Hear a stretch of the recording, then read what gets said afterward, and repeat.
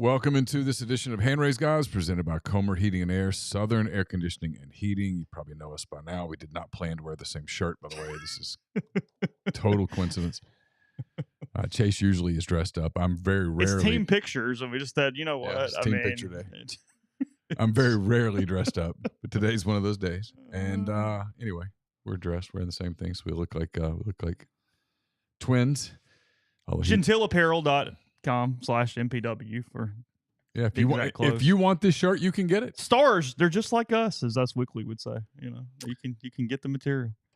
Brought to you by Comer Heating and Air, Southern Air Conditioning and Heating. Different names, same great people, same great products and services. If you live in Oxford, Tupelo, the surrounding area, call Comer at 662-801-1777. If you live in Hernando, Memphis, or the surrounding area, call Southern 662-429-4429. It's hot outside still, but the weather's cooling off. It's going to be a beautiful weekend. As the cooler weather starts to roll in, you got plenty of time. But as the cooler weather starts to warm in, you do want to make sure that heating system is going to be good to go. When that first cold snap arrives, you can call the people at Comer, you can call the people at Southern. They'll come check it out for you and make sure you're good to go. And that way, if you're not, you can get that taken care of. Plenty of time to be ready when the, at least for me, welcomed colder weather rolls into town. This will be the Friday Oxford Exxon podcast. Chase, what's going on at the Oxford Exxon? Try to get catering taken care of this weekend. They can help you out with that. They got the slabs of ribs. They got the pounds of pulled pork, side items, excellent vegetables, and tons more. So when you're coming to town this weekend for the game, stop in. Also, the beer cave, 34 degrees of goodness there. Tons of options from a seltzer, from a beer standpoint. Take care of your tailgate if you're in Oxford this weekend and just hanging out watching football, whether it be college football on Saturday or NFL on Sunday. They can help you. Oxford Exxon, Blue Sky location. Remember, they're building their new, basically a superstore in McComb, ready for too long, too. Tons of locations up and down I-55, and they're out in North Mississippi as well. We're in the Clark Ford Studios. Clark Ford's in Amory, Mississippi, 662-257-1900. Call that number. Ask for Corey Clark. Tell Corey what Ford product you're looking for. He'll send you a quote within 15 minutes in business hours. It's right to the bottom line. No hassle, no haggle. You get your quote. The rest is completely up to you. You can shop that quote around. You can do what I've done, what I recommend that you do, and that is hop into a Clark Ford today. Again, 662-257-1900. We'll have a post-game show pretty late Saturday night. That's brought to you by Dead Soxy. Celebrate and support the Rebels by wearing socks that contribute to Ole Miss athletics, the NIL, and the Grove Collective. Check out the Ole Miss NIL collection on deadsoxy.com. Dead Soxy is excited to announce a new collaboration with Ole Miss tight end Michael Trigg. The new collection is now live on their site. Again, deadsoxy.com. Guests, including you guys, if you want to call in this evening, can call in and join us on the Campbell Clinic Hotline. The Campbell Clinic's in Oxford now, 2608 South Lamar Boulevard, Suite 102, just across the street from the cottages at Hooper Hollow. The Campbell Clinic provides full-service orthopedic care, everything from sports medicine to foot and ankle surgery to spine and total joint care to pediatric orthopedics, physical therapy, and more. To book an appointment, go to campbellclinicoxford.com or call 901-759-3111. Walk-ins always welcome at the Campbell Clinic, Monday through Friday, 7:30 a.m. to 4 p.m. Lot of content up at the site. We talked to Jeffrey Wright earlier this morning on the Oxford Exxon podcast. That is up in podcast form. We've got Neal's Picks, presented by the service specialist, is up. Also, I did a 5 questions exchange with our Rivals colleague Kelly Quinlan, who covers Georgia Tech for is it Jackets? Jacketsonline.com. Jacketsonline.com. So we talked about Georgia Tech and Ole Miss.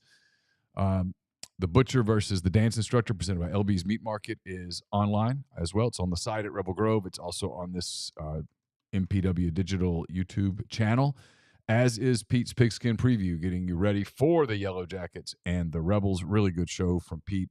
More than an hour of Ole Miss film breakdown from Ole Miss's win over Tulane, really focused on Ole Miss's offense, specifically its offensive line, which has been a big topic of conversation. So that is up as well. Both of those shows, by the way, The Butcher versus the Dance Instructor, Pete's Pigskin Preview, are also up in podcast form if you are driving to Oxford for the game. So lots of material for you available in podcast form and in video form as well. Also, just loaded Brian's latest podcast. He is speaking to former Ole Miss defensive back Vaughn Hutchins. He is the guest this week for the Oxford Ortho Letterman's Lounge Athlete of the Week that they do there on campus. So he is on today. And Brian also talked to Ole Miss linebacker Jeremiah John Baptiste today on the podcast. So both those guys up in podcast form on MPW Digital as well. So yes, very full day of podcast around this here network. Yeah, so. If that's not enough for you, we apologize. That can get you to Oxford from Madison and Memphis and Nashville and a lot more places. A lot of hours in those podcasts right there to take care of you. It's not on this network, but I'm part of it, so I'll tease it.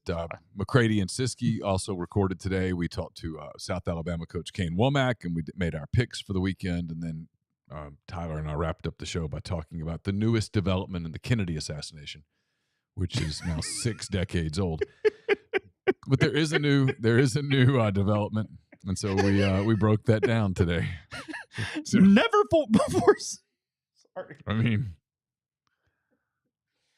is that like finding a new fossil when they go, "Hey, you know what? We dug this up, and hey, maybe they did have teeth."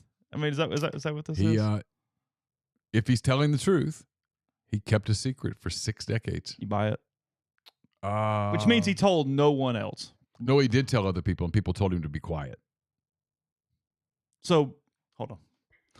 Multiple people knew this, and no one said anything for 6 decades. If it's true. Yeah, fine. Okay. I mean, look, I wasn't there. Well, yeah, there's no culpability on your part. If it's true, okay, and if his account is true, okay, then there is no way that Oswald acted alone. If it's true, and if his account is true, there's no way that the magic bullet theory is accurate. Right. So in the event that it is true, and the people who wanted to just make it clean, which is what the Warren Commission did, in this account, the Warren Commission just sort of wrapped it up, right? They just, here's the story. This is what we're going with. Magic bullet went through Kennedy, went through Connolly, ended up on the stretcher. It fell out of Connolly's leg. This explains it. Single gunman. Okay. Yeah, sure. Okay. Yeah. That's the official account of the Warren Commission. Yeah, we've all heard that. So if this account is true, and this Secret Service agent was there, he was 28 years old. He was on Jackie Kennedy's detail at the time. If he's telling the truth, that he recovered that bullet out of the back of the limo after they took the president's, I guess, body at the time. I guess he was technically still legally alive. If he's telling the truth, that theory is obliterated. So do you believe him? Does your gut say you believe him? Sorry, let me rephrase. My gut tells me that he is at least telling some degree of truth. You had always believed he acted alone, correct? And you've done a lot of looking into this. This is kind of your OJ for me. Yeah. Yeah. For the longest time, I genuinely believed the Gerald Posner case closed. I've got the book right over there, case closed account. And now, I'm not a conspiracy theorist, except for the fact that I don't know that I trust the government as much today as I probably did 4 years ago. And so I'm open to this explanation. I've always thought that the magic bullet was that takes there's a lot there. Yeah, sure. That the bullet in a split second time made all of those moves. And came out pristine, went through 2 human bodies, including bones, and came out completely pristine, as opposed to hitting the president in the back brace. Sure. Losing its charge, basically, and falling out of the president's... Doing whatever it did. Falling out of the president's back when they moved him. It's interesting. Yeah. Arizona and New York, there's a barn burner. Well, Diamondbacks are in the wild card race. It's 7-0 though in the 7th. It's all that's on. Okay. Diamondbacks have to fly across the country. That tells you that the playoff system in the Major League Baseball works. Is a real sentence was, well, the Diamondbacks are in the wild card race. Is the reason that a game is on. They are. That explains so much as we're going here today. I mean, there is a nurse that was in that hospital who has backed up this claim, and she backed it up with interviews that were more than 10 years old, where she said there was a bullet that was on Kennedy's stretcher when Really? that was between his earlobe and his shoulder on the stretcher, which would support his account. Sure. He says that he took the bullet out of the car, put it in his jacket pocket, and then in the hospital put it on Kennedy's stretcher.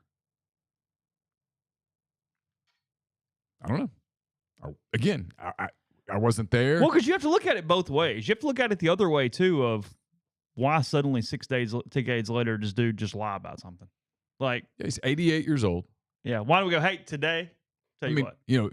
He's just now going to do it for the money. It's kind of far-fetched. I mean, is it possible that he doesn't recall clearly 60 years later? Sure.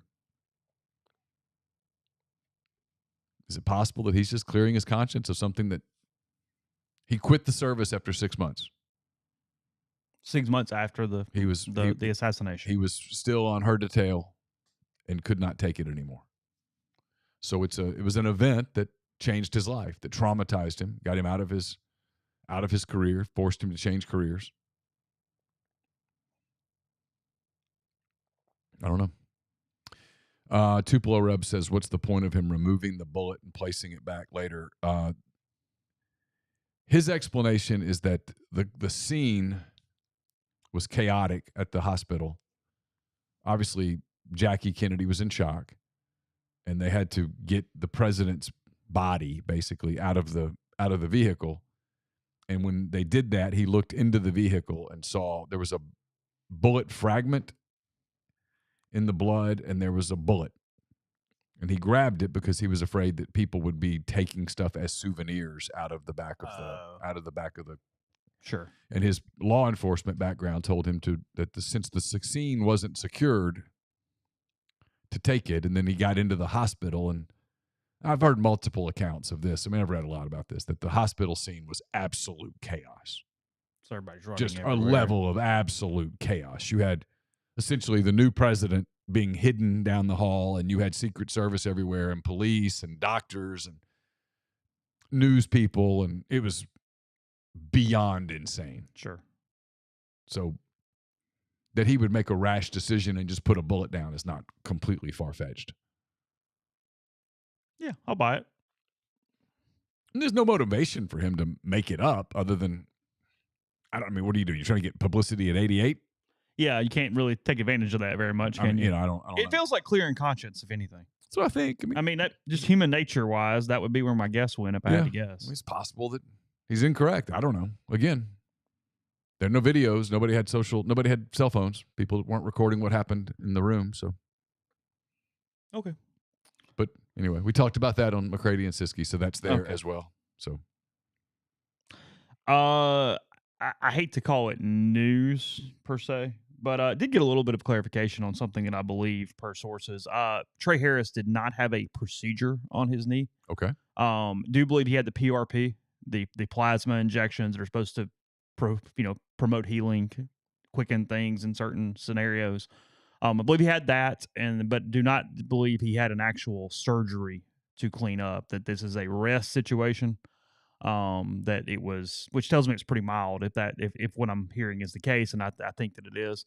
He has been in this, we've seen multiple pictures, this is not a secret, this cast type thing, and I'm told that it is actually a cast, that it's something that they used to do a long time ago, almost a standard procedure. Now the same level of care can be done with smaller braces and things, but I think the danger would be doing something that can't be removed just in case. I mean, not that they don't trust Trey, but just, hey, this needs to stay exactly like this. So they went probably a little more overboard than they would in most cases. It's going to get it off sometime in the next 48 hours, I think, somewhere in there. Maybe today, maybe tomorrow, Saturday, I don't know. And then test it, see how he moves, and we'll go from there. Still, I mean, again, Trying to play Saturday? No. No. Nothing for Saturday. Nothing for Georgia Tech at all. I still don't really buy next week, but apparently nothing has been ruled out beyond this week. We'll put it that way right now. I had someone send me an email. I'll keep the name and everything out of it because I don't think they wanted it public. But he said athletes that receive PRP and LDU, which is low duration ultrasound, came back to play 21 days faster. It's a significant study. He says, I would imagine this will be most athletes' protocol for pulls and strains throughout the country this year. He says, I do question the PRP system Ole Miss is currently using. It's the old system that they used to use. It has been proven to be outdated and not doing any good for the patient. There are only 4 reputable PRP systems out there. Whatever that means. Yeah. Again. I mean, I'm kind of like I am with the Kennedy assassination. I wasn't there. I don't we know. are simply relaying things that appear to be believable. The question with Harris will be this. How much damage, if any, was done to the ligament? How much how much pain can he endure? And then how much risk are you doing if you play him with the knee at less than 100%? How much risk are you doing to the other ligaments in the knee? It's a pitcher pitching with a bum hamstring, and he's trying to compensate for it with his arm, and he ends up hurting his elbow because of his hamstring. You're compensating for the MCL, and you end up blowing the ACL. Correct. So there's a lot there. Yeah. Main thing is getting the thing off in the next 48 hours. I think Saturday, but again, I'm not there. I'm not treating Trey Harris, so take that for the grain Which is of a salt. good thing since you don't have a medical I would have a background. hard time treating Trey Harris. Yes. I would have real questions if they said Chase Parham's treating Trey. Chase a good guy. So that, and again, no surgical procedure, and he is in a cast. I mean, it looks like an old-timey cast. I don't know how else to describe it. Well, that makes me feel better because when I looked at the picture, it did kind of look like that. The cast? Yeah. Yeah, it does. Yeah. Austin Blansett, thank you for the super chat. He says, I've learned not to trust the government. In most cases, I believe he's telling the truth. Kennedy was killed, in my opinion. Yeah, I think I agree with that, actually. And then Kyle Wilson, larger conspiracy theory, 9/11 or JFK. With the party, will the parties get along enough to pass a budget and avoid a government shutdown? The larger conspiracy theory, Kennedy. The 9/11 thing to me is just, I mean, I know it just passed and we went, Kennedy. Yeah, the Kennedy. Kennedy. Stop. Yeah, come on. on. The 9/11 thing, I'm sorry. I can't. I'm taking 9/11 as is, and I think we landed on the moon. It's Agreed. Kennedy. Like I'm And I don't know about the government shutdown thing. There's a lot happening there, and who knows. I am continuing to hear that barring some sort of setback, Prieskorn will return for Alabama next week. That seems to be on pace to the best of my knowledge. I've heard the same.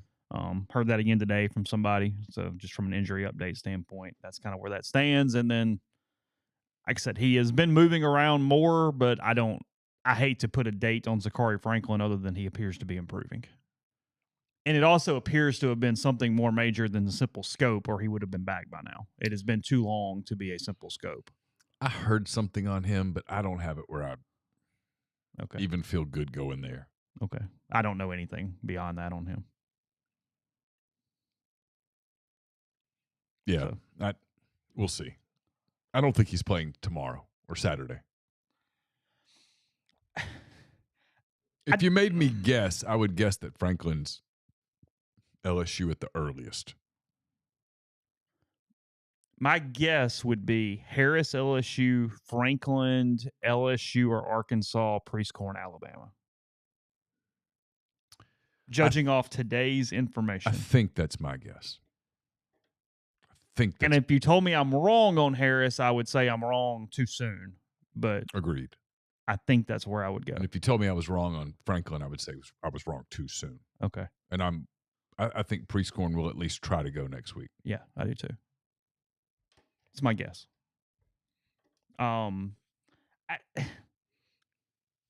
it went up today, and I don't have some strong opinion, but I'm just kind of finding humor in this. We know that Deion Sanders can find a slight in any segment, shrivel of anything, and use it.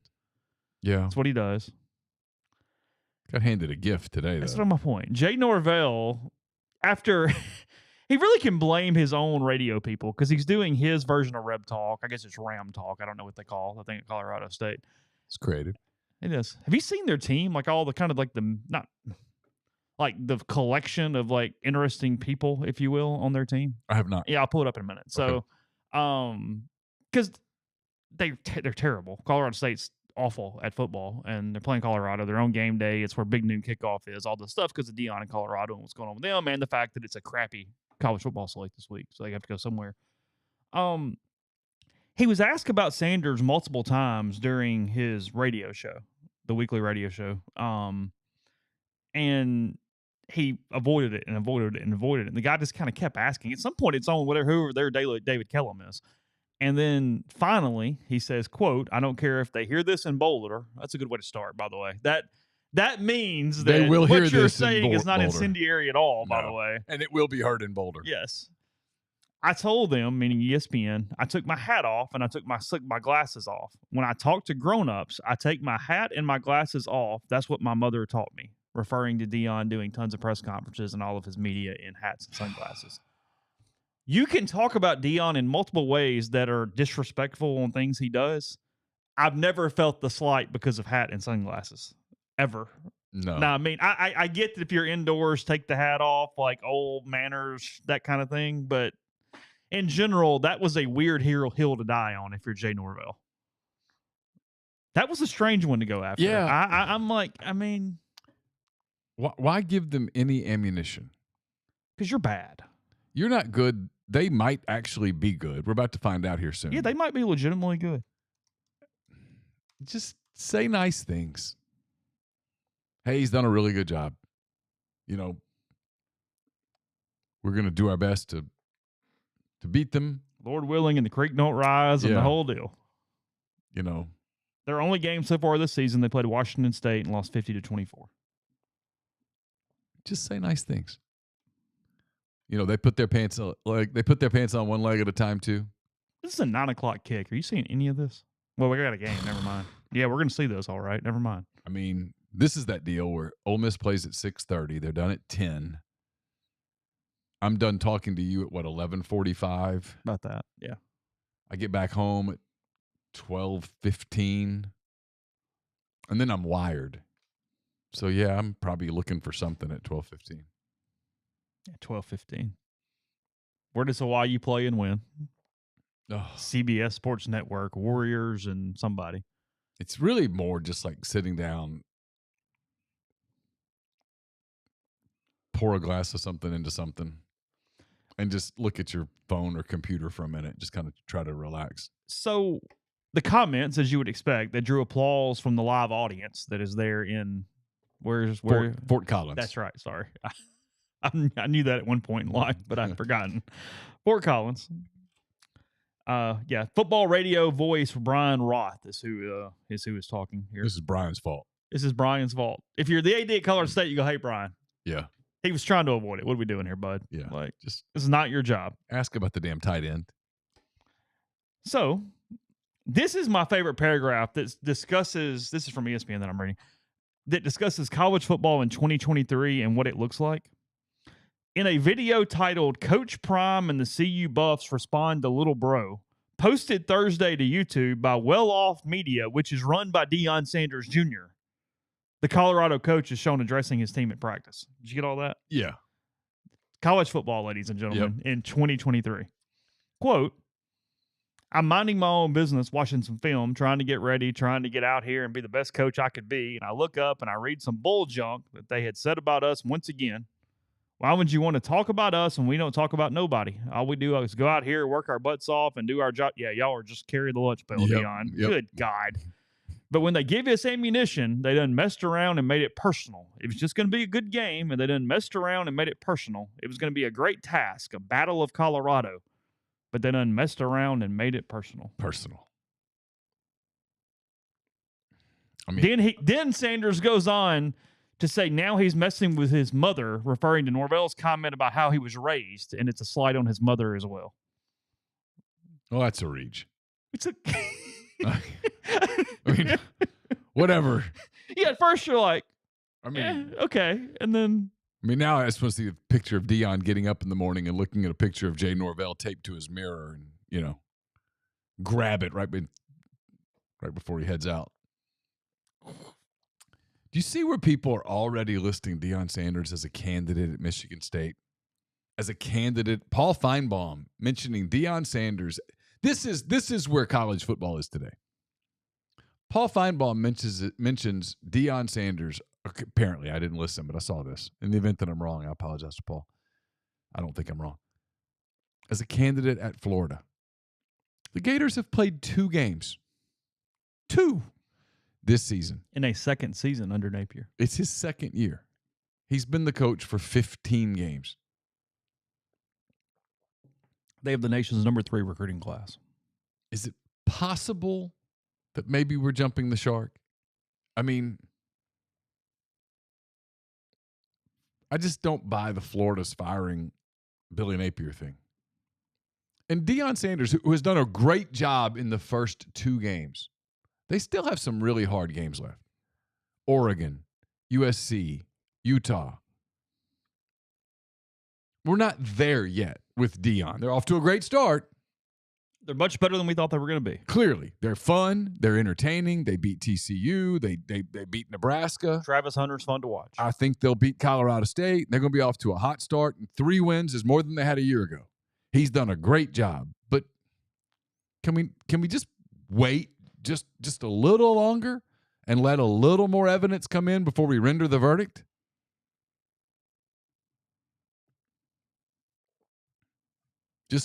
I'm just trying to be a voice of reason. Just give it a minute. I mean, they might end up being the story of the year. They might end up being a top 10 team. I mean, Hunter is a stud. Shadur Sanders is a terrific quarterback. A terrific quarterback. Jay Norvell started the interview saying, I really don't want to talk about Deion right now. Really don't want to talk about it. Then he opened up about game day visiting. Had done some interviews with multiple Rams players. It was great. I loved it. But our kids came out of those interviews really with a chip on their shoulder. They're tired of all that stuff. They're really tired of it. Colorado's not going to like us no matter what we say or do. It doesn't matter. So let's just go up there and play. That's how I feel about it. I guess the players got to ask a ton about Deion, and it annoyed Colorado State. It probably did. Here's their schedule the rest of the way. Colorado? Yeah. Okay. At Oregon. Oregon, by the way, Dan Lanning was asked something about Colorado leaving the Pac-12, and Dan Lanning, whose team is also leaving the Pac-12. Glass houses and whatnot here, Dan. Said, what difference does it make? What have they ever won in this league? You're leaving also, Dan. Whoever the coach is at Washington State, I don't even know. And Jonathan Smith are the only people that can hold their hand up and say a word right now. So they go to Oregon. All right. They come home to play USC. Back-to-back weeks? Yeah. Okay. Go to Arizona State. Play host to Stanford. 5. Okay. Go to UCLA. Okay.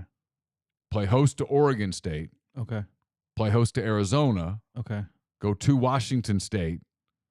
And finish November the 25th at Utah. They can win 8. They could. So they got 2. Colorado State's 3. They're going to lose to Oregon. They'll lose to USC. They'll beat Arizona State. That's 4. They'll beat Stanford. That's 5. UCLA's interesting. It's a toss. Arizona. I think they'll lose to Oregon State. I'm big on them. They'll beat Arizona, I think.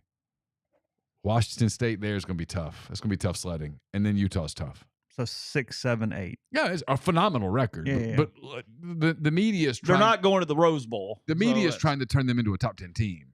And it's like, guys, that's not realistic. It's almost like you build them up so that when they lose a few. And I think as the year goes on, they're going to get tired. Yeah. But we're building them up so that we can tear them down. And I hate that. Yeah. Just let it be what it is. I guess that's not as cool as the other. It's No. not as fun as the other. Well, wait and see is not the. But 6-6 Colorado is a major achievement. And it's going to give him juice to recruit. Yeah. Unless, I mean, but is he going to get the. Is he jumping? I mean, wouldn't that look bad if he jumped from Colorado to Michigan State in 1 year? Sure. I don't know what Michigan State's going to do, but they haven't technically fired him, right? Technically. Not technically. Right. But you going to let him back in? Yeah, you kind of chop the legs off no matter what at this point. They butchered that. Yeah. That was not handled appropriately. It's panic once the USA Today thing comes up. Was the USA Today? Yeah. Okay. And it didn't look good. I mean, it was bad judgment. But I think you could have gotten through it without firing him.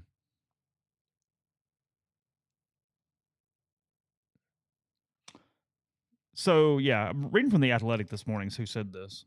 Colorado State. Again, Colorado State's bad. Colorado's going to win. It's a blowout. This is a nothing game. It also helps all these game day things that it's late at night. So you're just talking about every other game during your programming, and then they play that game, and then it's all kind of over. You know what I mean? Like, It's not like it's at 11 a.m., and then you're sitting on site and having to go, well, it was 58-3. Colorado State's team, a few roster notes for the Rams. They have an Arnold amateur strongman champion, a sumo wrestler, 2 members of the same Sudanese tribe, an openly gay defensive lineman, a 30-something father of 3, and 2 NFL draft prospects. Oh. That is Colorado State's roster. I mean, it really reminds me of that movie Necessary Roughness with Kathy Ireland when they just came back and put all the dudes there, and you've got Scott Bakula was the big-time quarterback with a year of eligibility remaining, and you got Sinbad, and you got the whole deal ready to go. Sinbad cleared out the shower so that Kathy could go get hers. Oh, that's right. Yeah, and then he resisted the urge to peek. Was that Sinbad or was that the big dude? No, that was the big dude. That was the big guy. Sinbad was like the teacher or whatever that was like the cooler. Yeah. I forgot about Sinbad. I wonder what happened to him. Let's find out. Sinbad is 66 years old. Damn, we're old. Yeah, that's what will get you right there a little bit, isn't it? Let's see. What's he doing? Stand-up, film, television. It says he's still active. Did you know he was in the United States Air Force, by the way? I did not. He was in the Air Force. I'm not up to speed on my Sinbad trivia. Let's see. It says here, this is about his Air Force thing. He served in the United States Air Force as a boom operator aboard KC-135 Strata tankers. While assigned to the 384th Air Refueling Wing at McConnell Air Force Base in Kansas, he would often travel downtown to perform stand-up comedy. He competed as a comedian MC in the Air Force's talent contest in 1981. He was almost dismissed with a dishonorable discharge for various misbehaviors, including going AWOL. Quote, I didn't make the Air Force basketball team and went into denial, so I kept going AWOL. My mother kept begging me to go back. I told her, no, I'm not going back. I'll just grow a beard. They won't recognize me, so I'll just be another black man with a beard. I was going to Georgia Tech to learn about computers. I'd go AWOL all the time. I'd just leave. I'd come back hoping they'd throw me out. After a series of incidents, he was eventually discharged, quote, for parking my car in the wrong direction. Oh. Different World, Sinbad Show, Necessary Roughness, Soul Train once. A lot of stuff there. Some movies. Different World. That sounds familiar. Yeah. Yeah, sitcom. Okay. Yeah, definitely. 2017 is the last thing I'm seeing for him, unless I'm missing something. He's on some Disney stuff. He was in that awful Shaquille O'Neal movie with Kazam. Remember that one back in the day? Yeah. He had a stroke in 2020, but appeared to recover and be okay, best I can tell. 66. Yeah, that's all I got. Okay. Sorry. No, I mean Thursday night, guys. This is what you get. Well, it's Sinbad. It's been a week. Oh, they're saying Sinbad did a show in Tunica a few years ago. Oh, there you go. There you go. Shazam. So, anyway, yeah, it really reminds me, Green, all the players, like it is. There's a certain Necessary Roughness vibe. Now, look, that team went 0-8 8 prior to tying Kansas and then beating the mighty Texas Colts in the finale. How old's Kathy Ireland now? Take a guess before I tell you. 60 years old. Exactly 60 years old. How about that? That's good. She was in Oxford like a year ago. She was initially known for appearing in 13 consecutive Sports Illustrated swimsuit issues. Oh, yeah. I remember.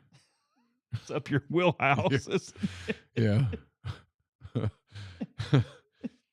I mean, she's 7 years older than me, so do the math.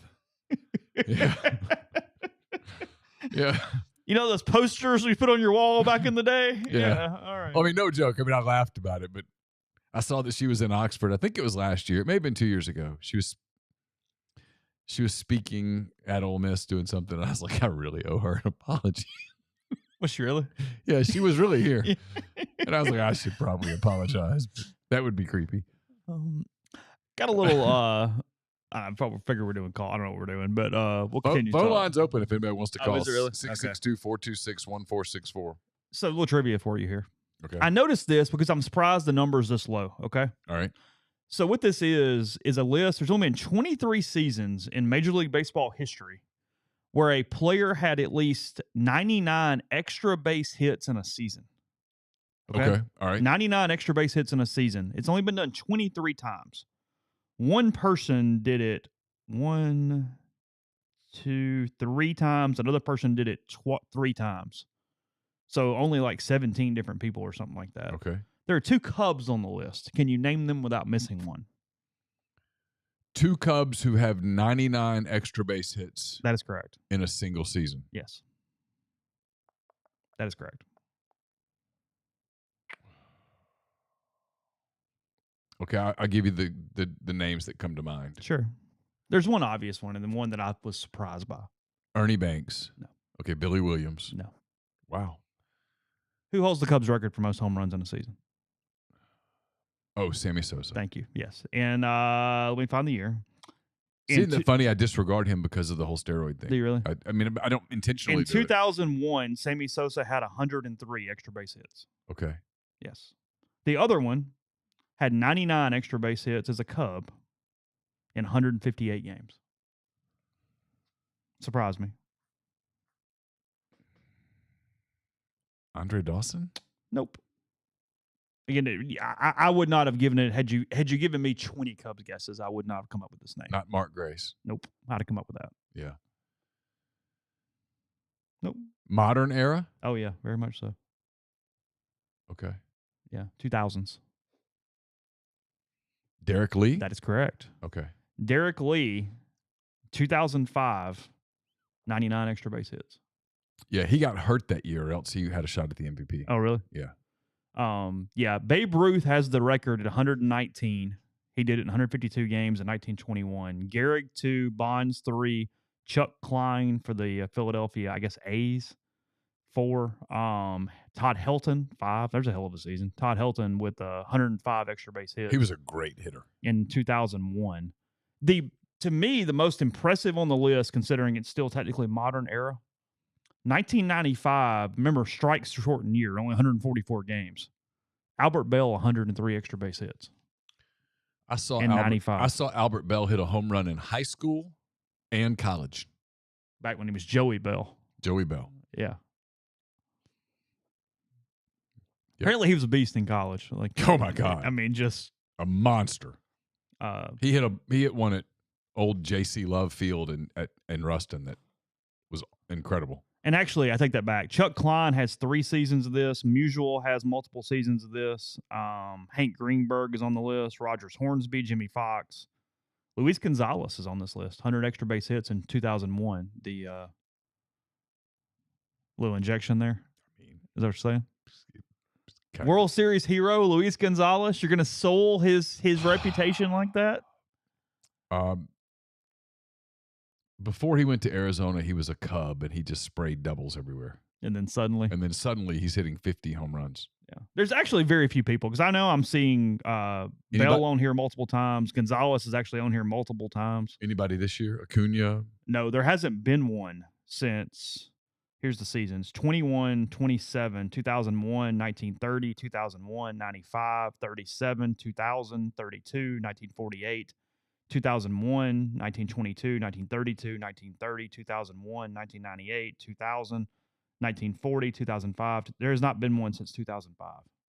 Okay, on another subject, but baseball Yeah, sure. related. Am I missing something in this MVP discussion where people are debating the National League MVP? To me, It's Ronald Acuna, and it's to me, it's a runaway. no-brainer, right? I mean, to me, the top three are Acuna, Betts, and then Olsen. What's the argument? There's this argument that's being made for Mookie Betts, and he's a great player. Don't get me wrong; he's a great player. But I don't know how you give that award to anyone other than Ronald Acuna Jr. Yeah. To me, the top four are set in stone. It's Acuna, Betts, Olsen, Bellinger. This makes no sense. The better argument is who's the National League Manager of the Year. Does Snitker get Manager of the Year? You have to because the level of winning, right? I think, but the expectation was they would win. So no, I get it. I know. That award always ends up going to. Well, is there a national? I mean, it's the Cubs. They'd have to win the Central. Yeah. No, is it Counsell? Oh. Craig Counsell's had a great season with them. Is it David Bell with the Reds? They overachieved. Yeah, but you have to make the playoffs. I mean, I tend to agree. Okay, Acuna and Betts. All right. Yeah. Fine. Sure. If there's really okay, I'm trying to think how to do this. 2023 stats to date. Runs that doesn't really count, but Acuna's ahead. The 13 more runs than Betts. Okay. He has 34 more hits than Betts. 199 to 165 on hits. 127 to 88 Acuna for singles. Betts has doubles 37 to 32. Okay. Triples 3 to 1 Acuna. Okay. Betts home runs 39 to 37. It's a wash. And actually, is that right? I thought Acuna had gotten more than that now. Maybe this is not up to date. Acuna has the stolen bases. Yeah. RBIs, it's close, whatever. Stolen bases 66 to 13. Walks 86 to 77. Betts has struck out 98 times. Acuna struck out 78 times in 60 more at bats. Okay. Batting average 335 to 312 Acuna. On base 416, 412 Acuna. Slugging 607 to 586 Betts. And then on base plus OPS 1019 to 1002 Betts. A wash. Yeah. Would they have WAR? I don't see WAR on here. Okay. I'm sure I can find it, but no, it's I do not see it at the moment. I mean, to me, the top four are set. Yeah, that's not and the more intriguing thing would be if Acuna had Betts stats on the best team. You know what I mean? Yeah. You at least would start playing that thing out. But when best players on best team, like I think you can have a lot of debates. Like I think you can debate, and those stats are up to date, by the way. Yes. You can debate NL Cy Young. You can make a case for Strider. You can make a case for Blake Snell. I think you can make a case for Justin Steele. Those are the three. Comeback player of the year, I think it's Cody Bellinger. Rookie of the year is Betts is up on WAR. 8176. But it's so close. Rookie of the year is the kid from Arizona, right? Corbin Carroll. Yeah.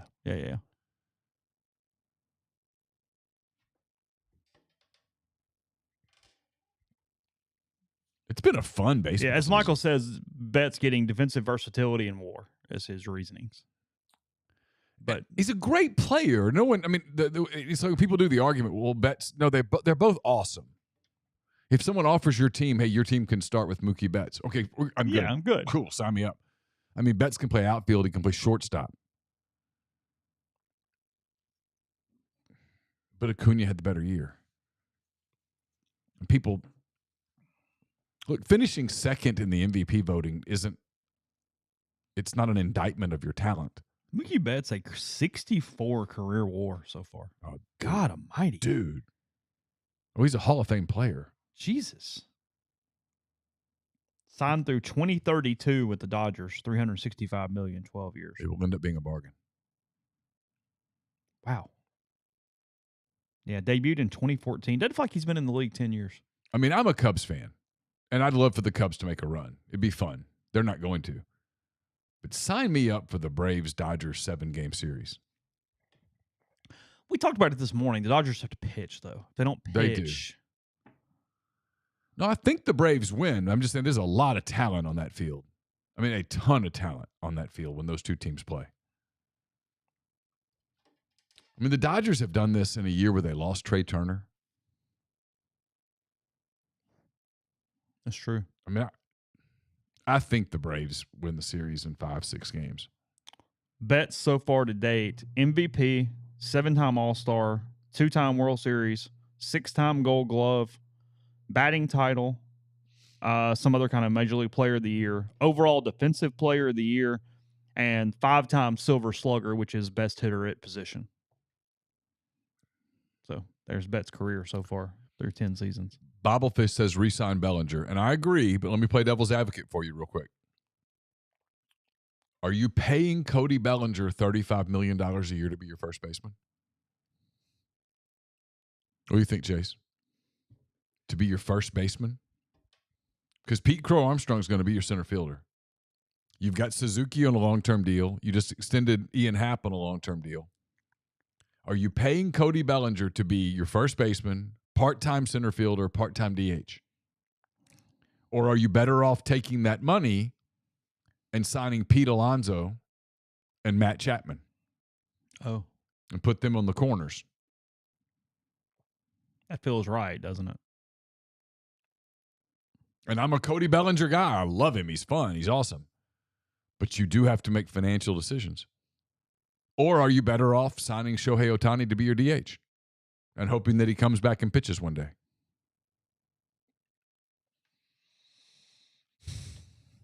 Or do you go sign Pete Alonso and Aaron Nola?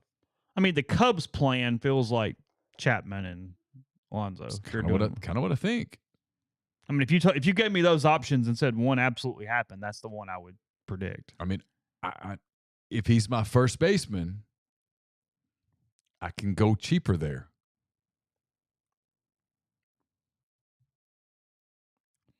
It's where fans get super emotional. I do too. I mean, I love Cody Bellinger. I'm like, sign him. Every time he hits a home run, I'm like, just give him the money. Just give him the But money. if you think about it, it's like, does that really make sense?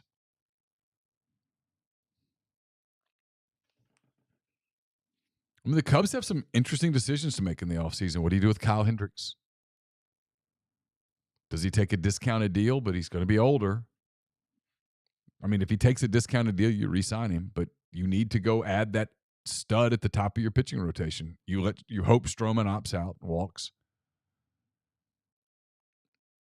I mean, I'm a big Aaron Nola guy. He's the guy I want them to sign. Is that doable? Yeah, it's doable. They've got a really good system. They've rebuilt the system. I don't know that giving Cody Bellinger a hell of a ton of money to put at first base makes just loads of sense. They've got other outfield prospects coming up. They've got other needs. They need a third baseman. You could get Chapman, who, I mean, look at his numbers. Pull his numbers up and go, oh, that doesn't fit. That fits. And he's borderline Gold Glove.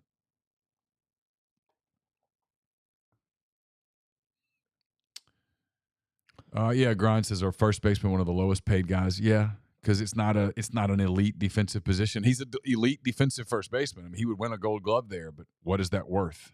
Yeah. His value is as a center fielder. They have a better defensive center fielder under team control for another 6 years. Switching topics, I just saw this.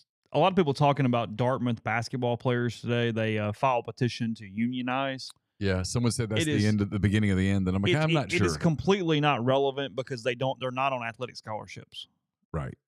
So it's really a non-starter beyond just simply another example of a sport doing this. Even down at the bottom, let me see. There's Michael McCann, who we're very aware of at this point. I think he teaches at MC. Is that correct? Is that right? Maybe so. I think that's right.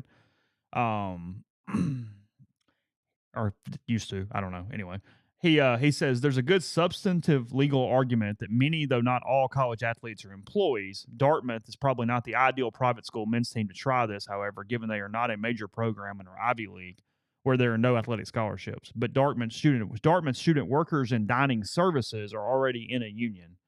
So from that lens, is a good school.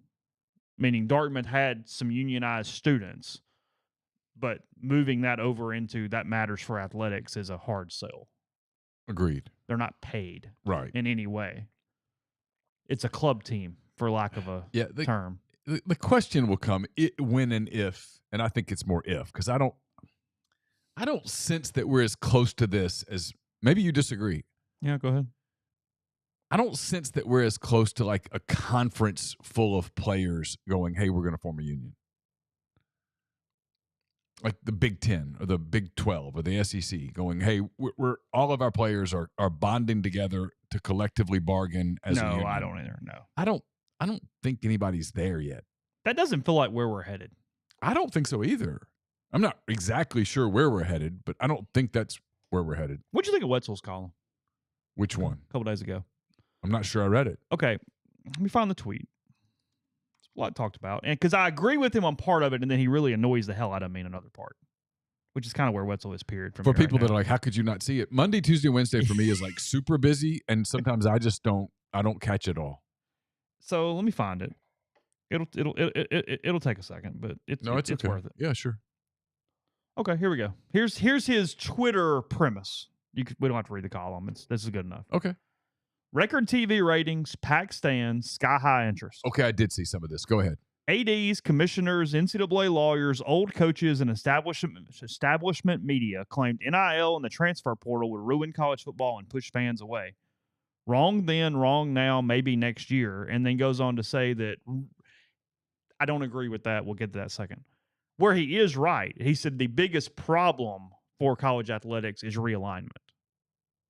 I actually agree. You may disagree, but I think I agree. I don't know that I agree or disagree yet. But his point is that's the school's fault and that's the TV and the dollar's fault. That's not on the kids. That's not on the stuff y'all are talking about. That's something they had no agree with whatever for. Now, what I find interesting. I'll be clear on the realignment thing. Yeah. I think you're probably right, but I want to see next year. Yeah, For whatever reason, I feel like I need to see the evidence. I think it works in the SEC. I think it's the Big 10. I think it's the Big 12. I think every other league gets hurt by realignment more because they didn't stay at all regional with only main teams coming in. Does that make sense? You think it impacts tradition, which is a big part of college football? I don't mean that in a bad way. No, and maybe tradition's not the right word. Identity, maybe. I don't know exactly the word I want to use. So it's not a nostalgia thing? Well, no, it is a nostalgia thing, but it's also, these are our people. Like, there's a certain camaraderie in a league, in a division, in my people, in that, by God, it's Arkansas, but it's damn it, I hate you, but we're all in this together in a way. Play every year. It's it's all that kind of stuff. Next year, Ole Miss, it's going to be weird when Ole Miss doesn't play Alabama and Auburn. Yeah. Ole Miss has always played Alabama and Auburn. That hasn't been the case since the 60s. And all of a sudden, you're not playing Alabama or Auburn? Now, It's strange. My only little bit of pushback there is they've only played all these schools since like 1990. I mean, I get it. That's 30 years. Yeah, it's 30 years. Well, because we're ingraining Arkansas and no, you're one of us. Well, they've only been in the league since 92. Right. And I know somebody's probably yelling at me right now going, see, in 20 years, it'll feel like we're up. Maybe so. In combination, okay, here's the thing. And this is what's fascinating about it. I think realignment is the biggest concern because of all those things. I just think, okay, I got to talk through it for a second. Sure. From the standpoint of it affects you and your enthusiasm for the sport, thus you need your enthusiasm for the sport to turn around and give NIL dollars. Okay. So it's a big circle. Does that make sense? Yeah. I think realignment has across the country, maybe not in SEC, has the ability to negatively impact you from a caring enough to give, to show up, to do the tangible things that you would do every day, or yearly or annually or monthly or whatever that looks like. Okay? NIL dollars over time are going to continue to frustrate people. We talked about it this year. We've gone ad nauseum about how you're overloading donors and needing this and needing this. And as you said, some coach at some point this year is going to blame the fans and NIL on a loss. Yeah, and the fans are going to push back and hard. Go, holy hell, fans we're doing this hard. And we're paying this. And you guys are also taking game time away from us and putting more damn commercials in its place. You're doing all these things. No. For sure. That's not good. Completely agree. So I think it's the whole cacophony of everything. But if you told me there's the one thing that makes the science experiment kind of blow over, I think it's realignment. I think that in a lot of these leagues, that's what causes it, and that's what does whatever. But where he has such a small view, and Dan's smarter than this. Dan is doing this placate thing for some reason. I'm not really for sure why. Maybe it's ideology. I don't know. He's aligned with somebody. Somebody's putting a bug in his ear. That's my point. Is that, yes, sure, NIL is not necessarily today doing it, but we haven't seen 5 years of NIL. We haven't kept asking every freaking donor and fan and pass the hat year over year over year. It's what it frustrates me. The portal's still really new. Yeah, nobody ever said it was going to be gone in 6 months, Dan. We said, no, it's the root that is starting to get poisoned on the tree. Okay, so that's completely different. Yeah, here's what's interesting to me, because I asked Lane Kiffin on Monday, I'm like, hey, you guys beat Georgia Tech by a gazillion last year, and you play Alabama next week. Is there any concern about, being kind of an emotional sandwich, is what I said. And he thought about it for a second. I think it was a question he anticipated. Yeah. And he said, in the past, yeah, that would have been a thing you'd worry about, but not now because half the team's new. And I kind of thought it's the right answer. He's right. I don't think there's a message running through the program this week. Hey, we killed these guys last year. They can't beat us. I don't think that's it. In a scenario where Ole Miss loses to Georgia Tech Saturday, it won't be because they overlooked them or took them lightly because of last season. Half the team's new. But you know where I'm going with this. When half the team is always new, if it stays that way, I mean, half the team is always new? It's never been that way before. Mm-hmm. How do you get emotionally attached to players if they're always new? You don't. It's impossible. Well, if you don't have an emotional attachment to players, I mean, the most ardent alumni of places go back because it's the special place, right? It's the place where they have friends, they met their wife or husband or whatever, and they went to those games with their daddy took them to those games, right? Or that's where they have these memories of tailgating in the Grove or wherever, right? But that's not there's usually not enough of those people to fill your stadium. You also need the quote casual fan who comes because, man, they just love this team and blah, blah, blah, and they want to come see so-and-so play. And as you start to take that away, and then to me, that's what I'm interested in. I think I think on one hand, it's great that the TV ratings are out of sight and the stadiums are full. But to act like, oh, yeah, this NIL thing and pay for play and all that stuff, it's all good. We're brand new. It's two different things. It's two different conversations. Now, which one matters? They both matter in their own different ways. There is a huge difference between your college football fandom and your interest and your discretionary time and money locally on your team, which is where you're going to get frustrated. Yeah. And the Saturday spectacle that is national television. I can be frustrated about NIL or wherever, whatever, and still at 6 o'clock, if I'm at the grill on, okay, I'll turn UCLA on. That's not the same conversation as, God, I'm getting asked for $2,000 again, and I'm already having to pay these season tickets, and parking sucks, and am I doing this? And, okay, well, basketball's pretty good. Am I giving to basketball instead? Well, baseball season tickets are up, and, I mean, they just want to, sure, that conversation. Well, there's a thread it's a completely different thing. There was a thread on our board at rebelgrove.com this week about hotel costs. Yeah, sure. So you have a family that comes up and they want to stay in Oxford, and the hotel cost. Oh, cool. The hotel cost is what, $500-$600 a night to stay in town for a game weekend. Sometimes more than that. So where do you have to stay? You have to stay out in Batesville or Grenada or wherever. I mean, you're not even in town. And then if you come to town, you have to fight to find a place to eat. You have to entertain your family. It's expensive. Gas is expensive. Groceries are expensive, et cetera, et cetera. And then, hey, the tickets are expensive. And now you want me to pay the players. And there's a lot there. And there's only a limited number of people that can do that. And not everybody has to contribute to the Grove Collective. There's lots of people in the football stadium, and see, right? that's the point, is the very, very, very casual fan doesn't do that. They just watch the game. They don't care. Right. And again, for them, yeah, sure. And again, many of you are listening right now. Congratulations. Like, yeah, I'm not talking about you. But in many ways, we are getting to a place where you're pricing people out. And when you price people out, you run the risk of them moving on to other things. Because this is, during the BCS era and different times, and a lot of times, because he's very good, Dan kind of became like the voice of the college football fan there for a while. Yeah. He also, though, can very quickly get into the elitist crap. And he does that here. It's what frustrates me, is that he goes on to insult everyone who's saying this while also trying to beat the drum. It's a few sentences. All we know is that college football's demise will have to once again be pushed back at least another year, because it sure isn't going to be this season. To the surprise of no one capable of critical thinking, college football hasn't grown less popular because players can make bucks and have gained a measure of control over their careers. Not what anyone has said. No one's ever said that. If anything, it's more popular. Stadiums are packed. Television ratings are up, despite ESPN missing 15 million homes due to a contract battle with Charter. The buzz around the sport is incredible, and not merely because of Deion Sanders, although Parham doesn't hurt. But wait, haven't we been told that fans won't watch the sport awash in transfers and NIL deals, yet 3 years later, Colorado is the biggest deal going? That's not what anyone said ever. Ever. This is that cheerleading college football right now. Yeah. We're doing the sport is the best thing ever, and we have to act like it's the best thing ever.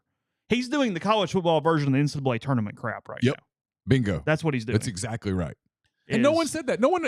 I don't know anyone sane who said, hey, I don't. And that's what's frustrating me. It's not about the column. It's about, okay, let's have the real conversation and quit doing that shit.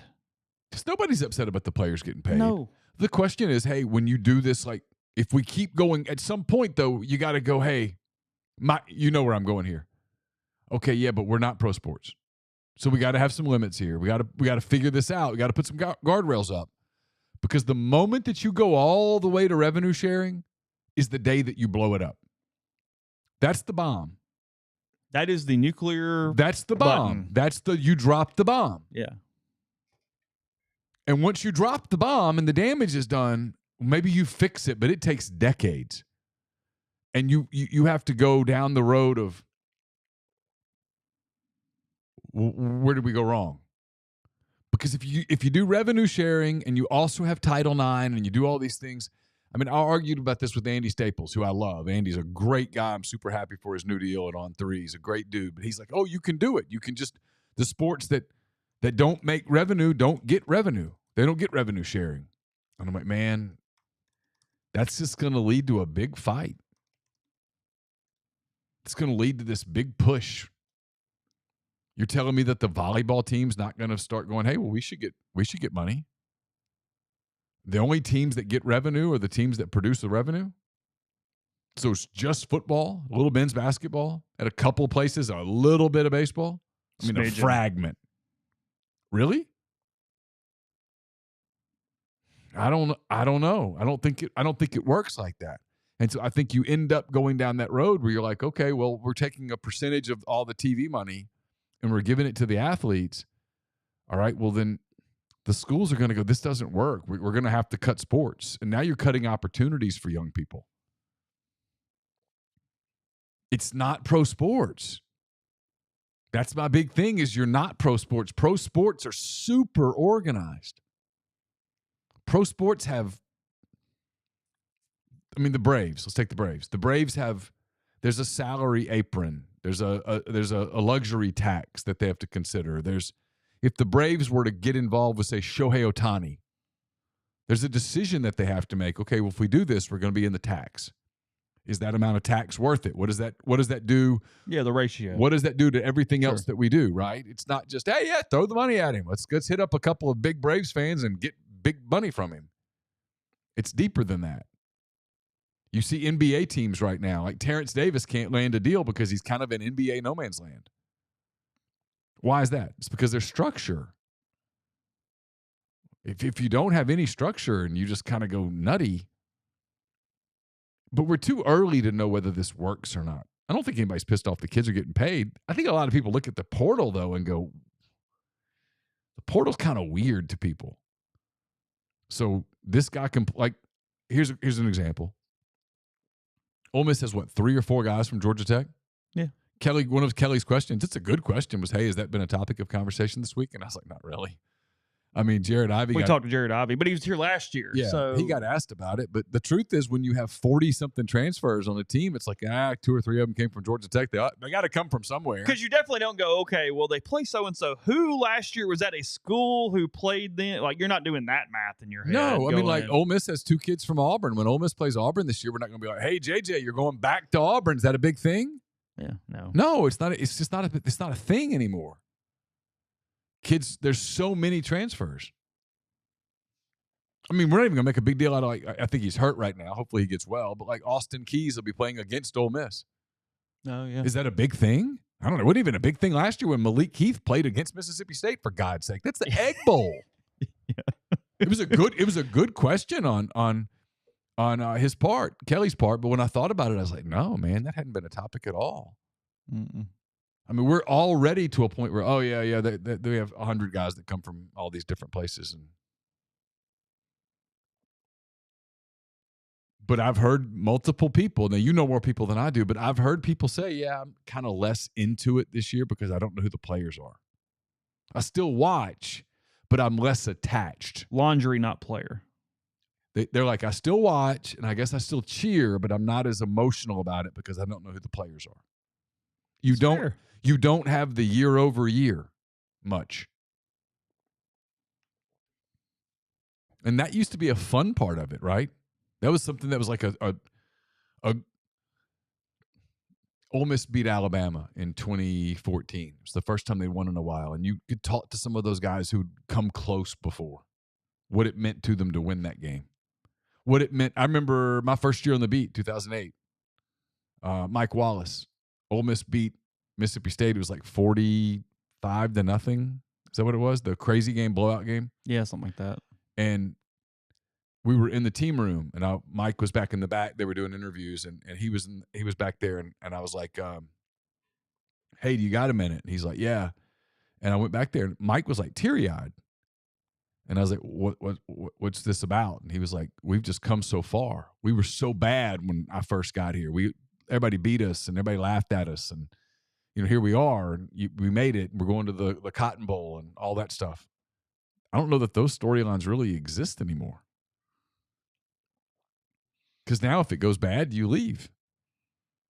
C.J. Johnson crying on the field when they beat Alabama in 14. Yeah. Couldn't get up. Just yeah, emotional. And I don't know that you get that scene again. Maybe you do. Maybe the fans make this scene happen, but I don't know that it means that. I don't know that it means to the players what it once meant. How could it? A place is going to mean more to you if you're there for 4 years than if you're there for 1. But who knows? I mean, I think the jury's out. We'll see. They bring up the thread, and I say this because I really respect what he's done and what he's doing. Staples is interesting to me because he comes off like either he knows something or he's become way more sort of corporate and in bed than he's ever been before. And I don't know which sometimes. And I go, there's a different tone to you. Do you just simply need college football to be outstanding because that's your shtick and your job and you're playing into that? Or something else here? I don't know. His tone has just felt different to me for whatever reason. Well, he defends more. He's kind of cheerleading it. Yeah. Because he's all in on it now. I mean, he's dependent on it. Yeah. I mean, he was right. But even some of how far he went with the NCAA was right against the Walker kid from North Carolina. Oh, he defended the NCAA? Yeah. And again, that one situation, I get it. But it was just like, hold on a minute. Huh? Yeah. Like, as much as you made fun, like, what are we doing? I found that case to be fascinating. It's like, I mean, I do think the NCAA made the right decision. It's a weird thing. Well, maybe not on that particular one, on double transfers in general. That particular case. It could go either way. Kid's only transferred once when he's played football. Yeah. They didn't play in 2020. No. That's why he left. And that's the NCAA going, hey, we were wrong about COVID. They won't do it. No, they still punished the kid for a decision that was made beyond his control. It was only made because of a pandemic.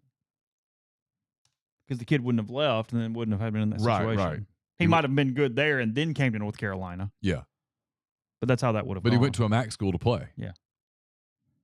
With both schools going, hey, this isn't fair. Let him play.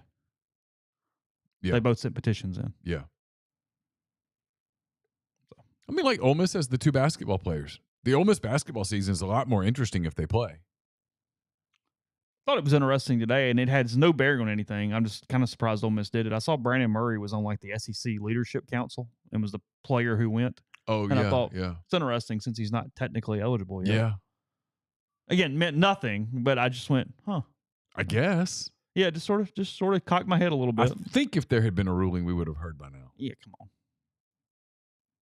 I mean, that's fairly big deal that's running around. Because I think Brandon Murray dictates their team by several games. I think he is. I do too. I think you can make the argument he's the most important player on the floor. Yeah. Yeah. You could argue that for sure. Yeah. And legitimately. You could have arguments for him and Morrell and then however else you wanted to play it out. Yeah. Morrell. Those are both guards, I get. Alan Flanagan. Oh. Just dudes. But yeah, I mean, I'd love to see what their roster looks like at full strength. And yet on the other side, I get it if the NCAA goes, nope, we have rules. You guys asked for rules. We're enforcing the rules. Then don't. I know we've been here before. I'm only going to say it one time. Then don't put the stupid clause in that allows it to be analyzed. Because it's dumb. Because all you got to do is let one in there. He goes, well, hold on a minute. What's the difference between us and him? Well, here's an example. This is not to get political, but I was listening to a show today where they were breaking points, and they're interviewing a focus group, and the question was about Biden and Trump. Are they too old? Right. Okay. This is not political. I promise, guys. Yeah. I'm not going political. Sure. This was, are they too old? And it was like, well, I mean, yeah, kind of. He's whatever. Are you for age limits? And they're like, I don't know. It's kind of arbitrary, right? I mean, is it 80? Is it 75? Is it? Some people are sharp at 85, and some people are gone at 85. And then the question was, are you for a cognitive test? And it's like, well, how do you figure out? I mean, that feels. How do you do that, right? And so it's like this with anything. It's like, so you either have a hard and fast rule or you don't. Because how do you, like a cognitive test? Well, who makes the rules for the cognitive test? Who grades the cognitive test? That would be some good cable news television right there. Is, hey, they're taking the test today. If they make a 25, right, they can run for re-election. If they make a 24, they're out the pasture. Yeah, and so, how do you, who makes the test? How do you determine what's? How do you judge the test? How's that done? Is it timed? Do you have 30 minutes to take the test? Do you have 35 minutes to take the test? Is it? If you're 80, is 80 by when? By January 1st? I mean, how does that – you got to have rules. And if without the rules, that's the NCAA's problem. You're right. They did this thing where like, okay, well, we're going to save this for mental health. Yeah.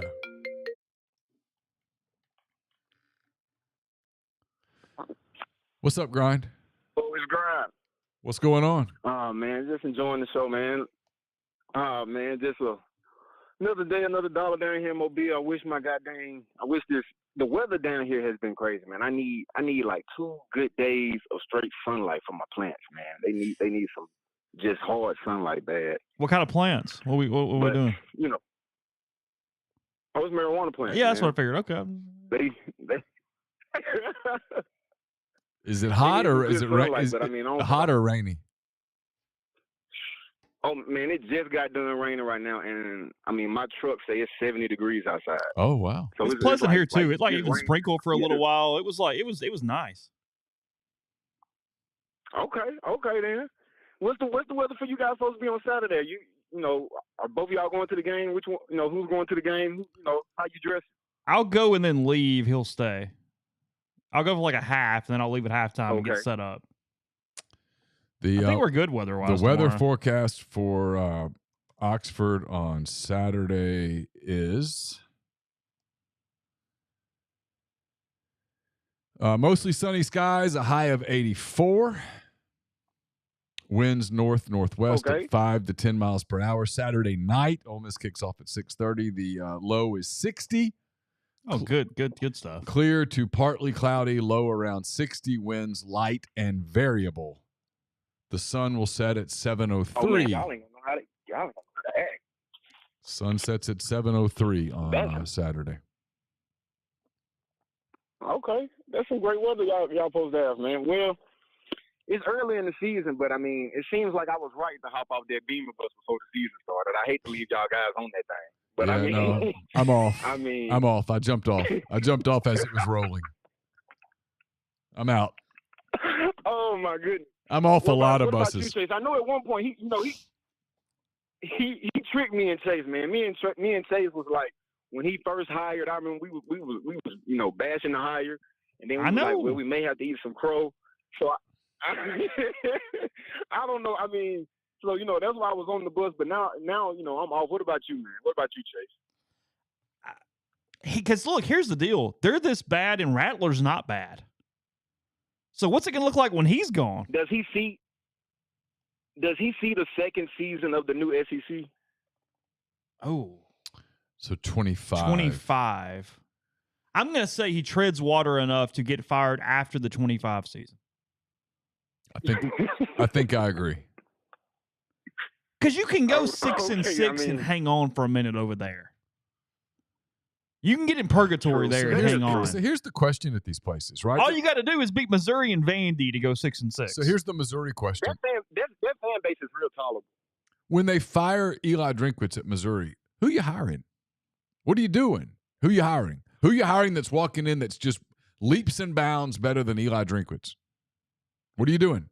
Who's the guy? The next time y'all have Kane on McCready and Siski, y'all probably need to ask him. So, well, I mean, to see, because I mean, Missouri might need to see, hey, we kind of do need to see what's up out there. So here's the thing with Kane say no, they might need to keep him. Well, here's the thing with Kane, and I know this. I'll be careful how I do it. I think Kane is in a spot where he likes where he is. He's making good money. His family likes it there. He feels like he can win there on a consistent basis. And I think he feels like he can be picky for a while. Kane's really young. He's got plenty of time. He doesn't have to panic. He doesn't have to rush. And I don't know that he would just jump at Missouri. I'm not saying he would tell Missouri no, but I can tell you that I don't think it would be an automatic yes on his part. Do y'all not feel like that Napier's kind of like wearing like the Sunbelt coaches, like, championship? Like if Napier doesn't get it done, will that kind of, because I mean Napier passed over jobs, like he was the king of coaches, trying to making sure he got the best job available, or the best job that he thought could get him at the best spot. He ended up at Florida, but I mean, if he falls flat on his face, like if he hits the under, if he goes 4-8 this year, that's falling flat on his face. Does he? I mean, are we sure like the Sun Belt is like this the carousel where you pick them up and place them here? I mean, no, but there's some really good coaches in that league, and it's a really good league. I mean, look, it's hard to win anywhere, and true. I still think. I get the Napier stuff. Napier's going to get a third year. He deserves a third year. He's recruiting really high. I mean, if you fire Billy Napier, the message that you send at Florida is, "Hey, look, you have no time. You have to win right now. You have to win right now." And that is true. Is that really the message you want to send? I mean, hey, we have no patience at all. There's no ability to build. That it's just you have to do it right this moment. It's different than like Drinkwitz at Missouri or Pittman at Arkansas, where it's year 4, right? Where, like, if one of them, I mean, let's say, if one of them is not one of, yeah. If Drinkwitz loses on Saturday or Pittman loses on Saturday, those fan bases are going to be like, all right, this just isn't working, right? And they're probably right at that point. Like, it's probably not really working. But year 2, you're firing somebody in year 2. The message you send right there it's illogical, really. True. I agree. Now, I mean, we did that with Harsin, so don't be saying all that. I mean, sometimes 2 years is all you need. Yeah, but I mean, but that was a that was a crazy bad I know fit. that was different. Yeah. Yeah, I don't know that Billy Napier is a crazy bad fit. He's not. Look. Here's Billy's thing. Billy was being patient because Billy thought he was going to get the LSU job. And then he didn't. And at that point, the reason he wasn't interested in Ole Miss or Mississippi State or South Carolina was because he really believed that he was up next at LSU, which had he known enough about Louisiana, he would have known that LSU was never going to hire the ULL coach. But I think he had some people down there telling him, hey, you're the guy, you're going to get it. And then he didn't. And he took Florida, which is you can argue about what kind of job Florida is, right? Because Steve Spurrier won it. Steve Spurrier won at Florida, but Steve Spurrier won everywhere. Urban Meyer won it at Florida, but Urban Meyer won everywhere he ever went. He won at Ohio State. He won at Utah. You can argue that he's a bad guy, whatever. That's fine, but he wins. Steve Spurrier won at Duke. Steve Spurrier just wins. Steve Spurrier won big at South Carolina for a long period of time. They had multiple 10-win seasons. Yep. And when I think it was on the Wednesday episode when you guys were talking about the SEC being down, and we brought up QB play, and I was just thinking about that, and just it came full circle because my hot take just when I thought about that is that Florida's not a blue blood, and the reason I say that is because if we look at we say that the SEC is bad because QB play is down. Well, I mean, let's look at the past, SEC quarterbacks that won championships. Okay, you got Joe Burrow, all right, and you got Stetson Bennett though. Stetson Bennett won 2 championships, and is he just some drop him at Ole Miss or drop him at Mississippi State, and they ball out, and then before that you have you do now. See, what messes it up is because you have Tua and Jalen. But people forget that if Nick Saban wouldn't have made a change, I would have been saying Jake Fromm is the national championship quarterback and not Tua or Jalen. Yeah, sure. So and that's why I kept thinking. I was like, man, okay, so you have those programs, which is really Georgia and Alabama, who are winning, championships with. I'm not gonna say no name guys, but your game managers. But when you look at Joe Burrow and I said Cam Newton, I mean, in my opinion, then when I said Florida, I brought up Chris Leak and Tim Tebow. And in my opinion, if you have to have a generational talent at quarterback to win a championship, then you can't be a blue blood because they don't need championship. They don't need generational quarterbacks to win championships. More than likely. What was your emotional level and thoughts throughout that game on Saturday night? Because I kind of went to bed with it, but I mean, the defense looked pretty good. But my God, grind at your offense. I mean, that wasn't Georgia on the other side; it was Cal. But everything's okay because he baptized a player this week, so everything's good now. Yes. Did you not see that? Didn't you? I mean, come on, Neal. I wanted to point that out to you so bad. He's baptizing players now. He's in the water baptizing his players. He didn't do the baptism. He helped dunk the player in the water. It was. Yeah, you got to wash all that Harsin away. You got to wash all that Harsin out of it.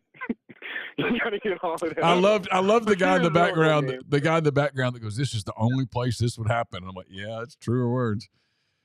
It is it's the quintessential thing. It's doing a lot of good things and always having to have a camera when you do them. Yep. Both can be true. Yep. Because I'm not making fun of anyone being baptized ever. That's no, not, of course not. That's not. Of it's course not not about the player or the situation. There were other people being baptized too, but Hugh was. So that's where the cameras were. Yeah. Let me not joke. Let me not joke because I am a Christian. You guys is based in Mississippi. Let me not joke. I don't want people thinking all that. I ain't trying to get y'all stricken by yourselves or nothing. No. We're all in the same. That's why we were clarifying. We're in the same boat on this. I mean, it's just like some things are okay. Some things probably weren't meant to become viral videos, I guess, and that's not it. Okay. Yeah, I mean, I agree. Like when I saw that, I was like, "What?" I thought it was it looked like a Halloween trailer or something. Like that's what I thought at first. Then I was like, "Okay, so they're baptizing the guy," and then I was like, "I've just never seen it before." But I mean, after that Cal game, he probably trying to try anything, man, because the offense, Peyton Thorne is not it. Peyton Thorne is not it. And the more I watch Auburn play offense, I'm like, yeah, man, Lane Kiffin paid extra just to keep Sanders away. Because, my God, he would be like a savior right now. Whatever it was that we decided not to give that dude, we should have just gave it to him and just said, whatever. The Spencer Sanders thing is wild. This is not it. The Spencer Sanders thing is crazy. He could be the quarterback at Auburn today, and had he stayed at Oklahoma State, he'd be their quarterback. I mean, instead he's backing up Jackson Dart, who looks like one of the 2 or 3 best quarterbacks in the SEC so far. Hey, exactly. Grind, we've got we've got a super chat. You good? No, I want to get your answer on it. It's Blake Pierce. Blake, thanks for the super chat. He says, how did Grind end up following MPW Digital so close? The chat is dying to know. Grind's a legend. Okay, so this is the true story of how I found you guys, right? So this is my I'm down here in Mobile, my sophomore year in college, and it's the 2014 Auburn Ole Miss game. And so my friends were like, man, we're gonna go to a party, man, forget the game, whatnot. And so I'm like, oh, okay, dude, whatever. It was like in the third quarter, and I want to say at this point, Ole Miss had just went up either 8-10, I can't remember, and I was just like, all right, man, forget it, whatever. So go to a party, and so having a good time and whatnot. And then I totally forget about the game, just having that good of a time. And I'm like, man, Auburn probably lost anyway. LaCorn was going off. That's all I remember. I was like, man, LaCorn going off. That's all I remember saying to my friends. And so once the party over, I hop into the car, and then I check my phone. I was like, what? I said, then my friend was like, well, I said, bro, Auburn won. I said, ain't no way. And so I checked my phone, and then I saw the highlights, and I was like, this makes no sense. And so this is back in 2014. So getting post game from anything was like, ain't nobody finna have that, especially right after the game. And so I want to say it was probably about 3 or 4 hours later, because I'm still just searching up stuff because highlights taking a while to get put on in YouTube and all that stuff. And then I see where I just put in Auburn Ole Miss post game, and then it said MPW, not MPW, but it said you guys things back then, and it said instant analysis. And this one it had you. And Jeffrey, you two and Jeffrey were all doing y'all thing. And that's when I was listening. I was like, dang. I was like other than just listen to the game. Listening to, y'all break it down. I was like, dang, these dudes actually pretty good. Okay, I may just listen to them just to see what's up on stuff. And so that's how, I just kept listening to you guys. And that ended up being a crazy season for Ole Miss. Just for me, just listening to the podcast. That ended up being a crazy season. And then obviously 2015, I'm listening and just stuff. And then you guys incorporated a live chat, I want to say, a few years later. And that's when I had just, hopped on YouTube and saw you guys were live and just, so that's how I really, found you guys. I was dying to hear what actually happened and, give a deep breakdown to the game. And then, I found you guys.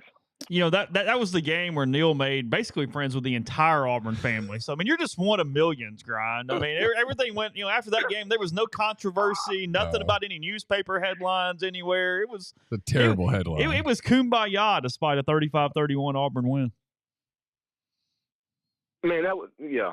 Neal, look, don't take that to heart, man. I am the representation of the Auburn fan base that you need to, look at, hug, embrace. Yeah. You're my guy, then. All that, man.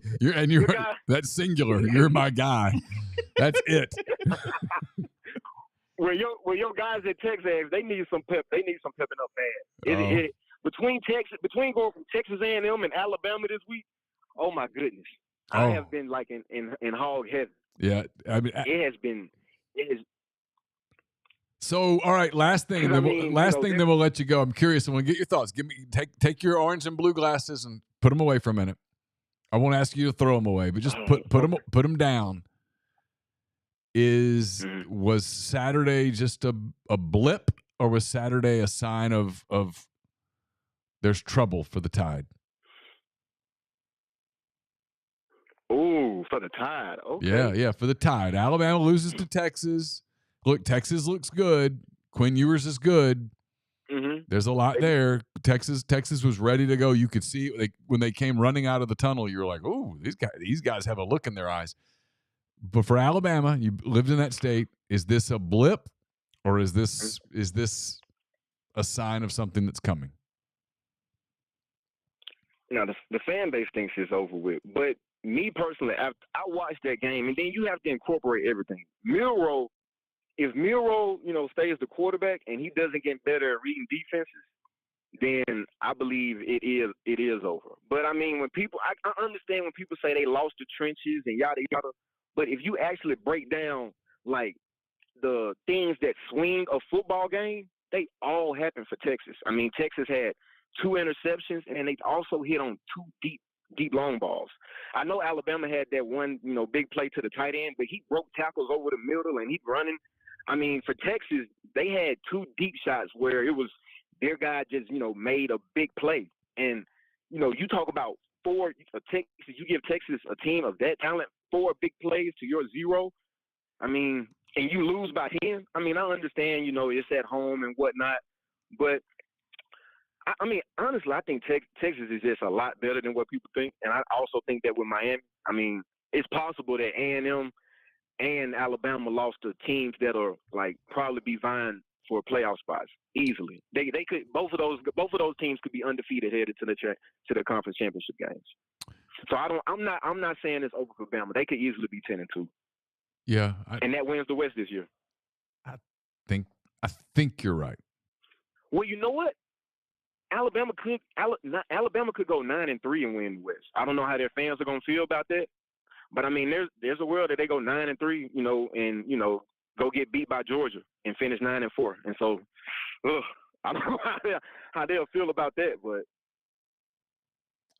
well, hey, enjoy your week. I appreciate you guys taking my call. Yeah, enjoy your weekend. Thanks for the call. I appreciate you. guys taking my call, and I'll listen to the show, man. Okay. All right, later, guys. Neat. Try to read through it quickly. So I have not done this, but just from the very bare bones thing, I see this on our message board. DeSanto Rollins, who at least as of earlier today was still on Ole Miss's football roster, has filed a federal lawsuit against the University of Mississippi and head coach Lane Kiffin. It's filed in federal court in Oxford and posted on Pacer today. I'm assuming that's one of those legal things. Rollins, a Louisiana native, claimed he was suffering from mental health issues just before last season's football campaign started. In the lawsuit, Rollins claimed he was not provided proper care by the university and that Kiffin kicked him off the team, causing even more anxiety. Again, still listed on the football team's online roster. Keith Carter still has not commented as of that writing to WCBI today. Again, I have the actual filing in front of me, but we're on, so I haven't been able to fully read it. But just heads up for anyone on the stream, that is as of 6:35 p.m. as we're going this morning. That's interesting. This afternoon. That damn cycle off always causing trouble. There you go. So, yeah, I don't know. It's a very convoluted legal document, so I don't. Yeah, I don't have it in front of me, so I can't even begin to weigh in on it.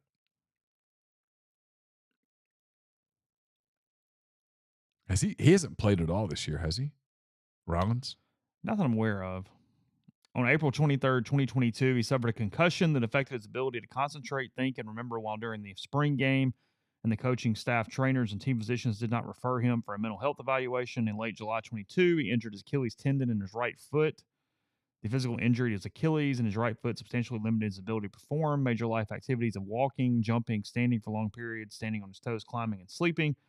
As a result of the injury, he suffered severe depression, anxiety, frustration, embarrassment, humiliation, loss of sleep, loss of appetite, substantially limited his ability to perform major life activities. He was unaware of the need for a mental health evaluation or mental health when he blah, blah, blah. Yeah, I mean it's written.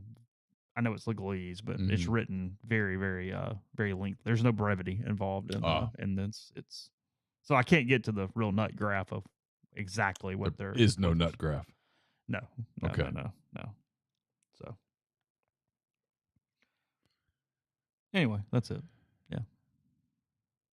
Yeah. I'm looking now to see if he's still on the roster. I would have to think after that he's not. Still there. Huh. Yeah. Junior, Baton Rouge, Louisiana. Yeah. 2 games last year. Has not played this year. Yeah. 3 games total in his career. I've got a feeling he's not with the team. Yeah, I'm assuming so too. So 31 snaps over 3 games in 22 and 23. Thank you, Sammy, for that information. Last thing, let's see. Grind says, how surprised would y'all be if Florida beat Tennessee? Not very, honestly. I give them like a 30% chance. Yeah. So I'm not blown away, but I'm not expecting it. Yeah. Something like that. I generally agree. I mean, it's a touchdown favorite. I think it's about right, actually. Tennessee's not killing me so far. No, they're not world beaters. Look, there's a handful of teams in the league that I'm not ready to judge yet. Is Drink versus Pittman at the end of the year. Loser leave town. It depends what the records are. I think Arkansas will try to. Arkansas's got to really fall. They would like to hang on to Pittman, but there are people there. There are absolutely people there who are like, look, this guy's great. We love him. But let's jump in big time. And you got Musselman doing what he's doing. Yeah. And you've got the money's there to do it if they commit to doing it. Mm-hmm. But to do that, they probably have to hire a different kind of coach. Can you get that coach to go to Arkansas in this era? I don't know. Maybe. Exactly. I don't know. All right. We'll be back on Saturday night. We'll have the MPW Digital postgame show brought to you by Dead Soxy. That will be, I'm guessing, starting around 10:15. 10:15. We'll give you a show, and then, of course, we'll be back next week with another week of shows as we get ready for the big one, as I call it, the exam. Ole Miss at Alabama next Saturday, 2:30 on CBS, barring something crazy against Georgia Tech. Our focus will turn to the Rebels and the Crimson Tide really, really fast, probably as early as Saturday night. So for Chase, I'm Neal. Again, thanks to the people at Comer and Southern for making this show possible. We certainly appreciate it. Check out all of our content at MPW Digital at rebelgrove.com. There is a ton there. So check it out. Hit the like button. Hit the subscribe button. Tell a friend. All of those things. Please help us with our numbers. We would certainly appreciate it. So until Saturday night, enjoy your weekend. Be safe driving. Take care.